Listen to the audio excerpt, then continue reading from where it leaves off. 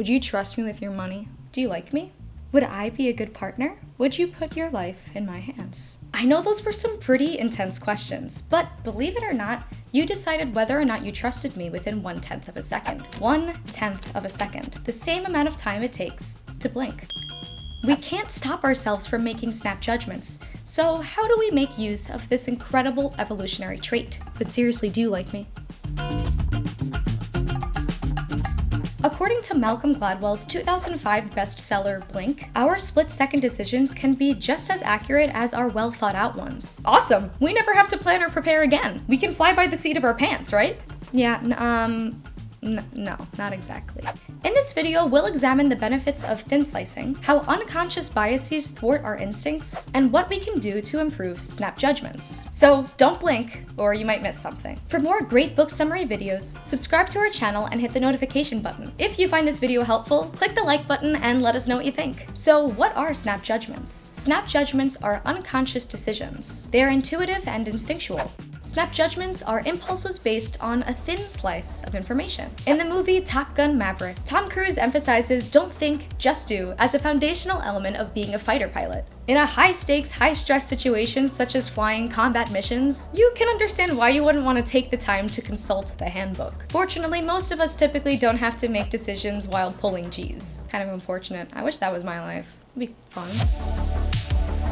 Let's consider a more familiar example, choosing a line at the grocery store. You probably didn't do extensive research on the chattiness of the checkout clerks, the speed of the conveyor belts, or the likelihood that the person in front of you has 76 coupons. You just picked one. Without even thinking about it, your brain evaluated numerous factors in the environment. You subconsciously found patterns based on a snapshot of information. Gladwell refers to this as thin slicing. Your brain tossed out the unnecessary information. Items like the candy or magazines near the register didn't weigh into your snap judgment. Having less information to draw from can prevent distractions. And according to Gladwell, snap judgments are often good decisions. On the other hand, when they're not good, they might be bad.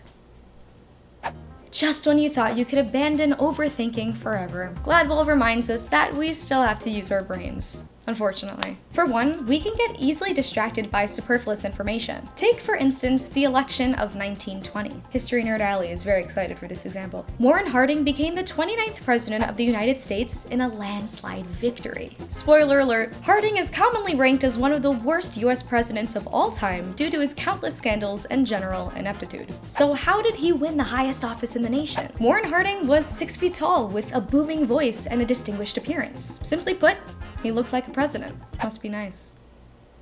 The fact that he appeared presidential tricked voters into thinking that he would be a good leader. This is known as a Warren Harding error. Making a Warren Harding error may be embarrassing, but we all have unconscious biases. Yes.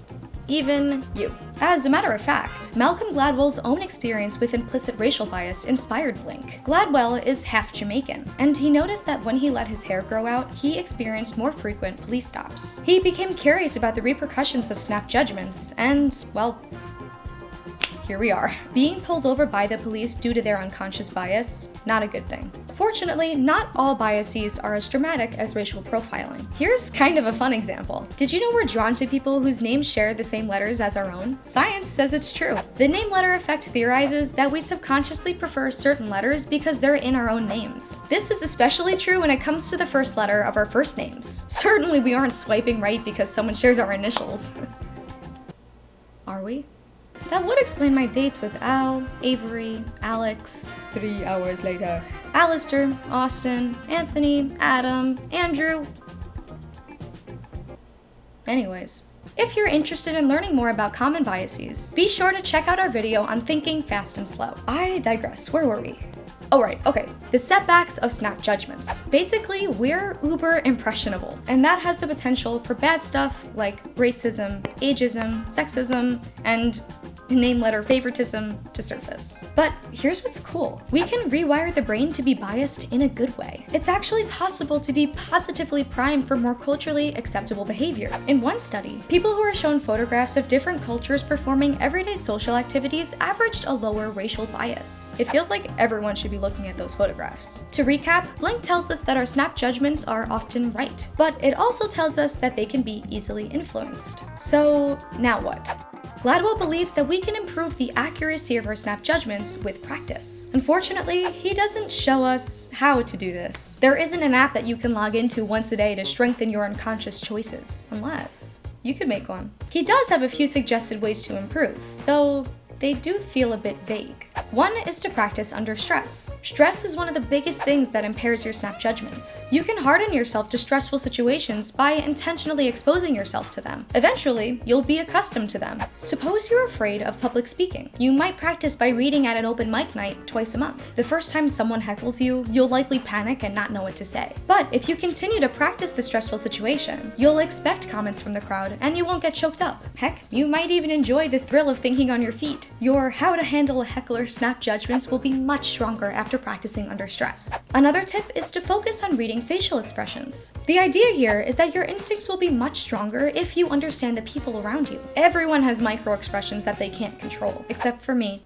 If you can interpret someone's facial expressions, you may be able to predict their next move. Let's say that you're giving a sales presentation to upper-level executives. Imagine the advantage of being able to mind read through facial expressions. You might be able to determine who's ready to buy, who's on the fence, and who's completely checked out. Oddly, this directly contradicts Gladwell's 2019 book, Talking to Strangers, where he discusses how expressions vary between cultures and can't be used to determine someone's emotional state. I encourage you to go down the Gladwell rabbit hole and check out our video on Talking to Strangers. It's a doozy. Anyways, while Blink and Talking to Strangers were written about 14 years apart, and people are absolutely entitled to grow and change their minds, there's no denying the inconsistency here. When pressed, Gladwell has said that his books are merely conversation starters. So where does that leave us? To read microexpressions or not to read microexpressions? What's my face saying to you right now?